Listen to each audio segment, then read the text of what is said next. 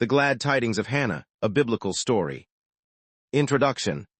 Hannah was a pious and devout woman from the tribe of Ephraim in ancient Israel. Her story, recorded in the first book of Samuel in the Old Testament, is one of faith, perseverance, and divine intervention. Despite facing years of sorrow due to her barrenness, Hannah remained steadfast in prayer, and God answered her in a miraculous way. Her son, Samuel, became one of the greatest prophets of Israel. Hannah's story teaches us the power of sincere prayer, patience, and trust in God's timing. Hannah's family and her distress. Hannah was married to Elkanah, a God-fearing man from the hill country of Ephraim. Elkanah had 2 wives, Hannah and Peninnah. Peninnah had children, but Hannah was childless, which in those times was considered a great disgrace. Every year, Elkanah would take his family to Shiloh to worship and offer sacrifices at the tabernacle. During these visits, Peninnah would cruelly taunt Hannah, saying, "Look how God has blessed me with children while you remain barren." These words pierced Hannah's heart, leaving her deeply grieved. Elkanah loved Hannah dearly and would comfort her, saying, "Am I not better to you than 10 sons?" Yet Hannah's longing for a child remained. Hannah's heartfelt prayer. One year, while at the tabernacle, Hannah's sorrow overwhelmed her. She went to the house of the Lord and poured out her soul in prayer. With bitter tears, she vowed, "O Lord Almighty, if you will only look upon your servant's misery and remember me, and give me a son, then I will give him back to you all the days of his life." As she prayed silently, her lips moved without sound. Eli the high priest saw her and thought she was drunk. He rebuked her, "How long will you keep on getting drunk? Put away your wine." Hannah replied humbly, "No, my lord, I am a woman deeply troubled.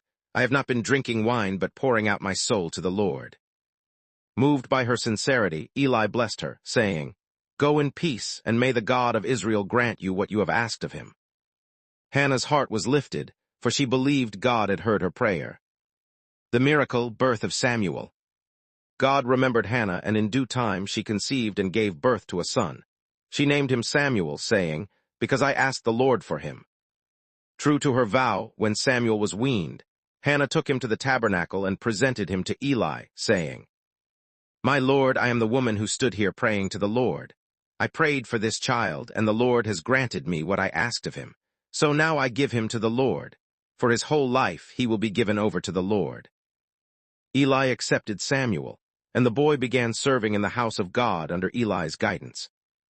Hannah's song of praise.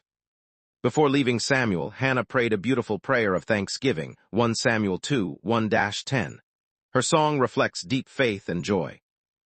"My heart rejoices in the Lord, my horn is lifted high by the Lord. There is no one holy like the Lord, there is no one besides you. The Lord brings death and makes alive. He brings down to the grave and raises up. The Lord sends poverty and wealth. He humbles and he exalts." This prayer foreshadows the Magnificat of Mary, Luke 1, 46-55, showing God's faithfulness across generations. God blessed Hannah further. She bore 3 more sons and 2 daughters, while Samuel grew in favor with God and men. Samuel's prophetic calling. Samuel became a great prophet and the last judge of Israel. He anointed Saul as the first king and later David, establishing the Davidic line leading to Jesus Christ. Hannah's sacrifice and faith shaped Israel's history. Her story teaches us. Persistent prayer moves God's heart. God rewards faithfulness in his perfect time. True devotion means surrendering our blessings back to God. Conclusion. Hannah's story is a testament to God's grace. From deep sorrow, she rose to joy through unwavering faith. Her legacy lives on in Samuel's life and in every believer who trusts God in hardship. For the Lord is a God who knows, and by him deeds are weighed. 1 Samuel 2, 3. The end.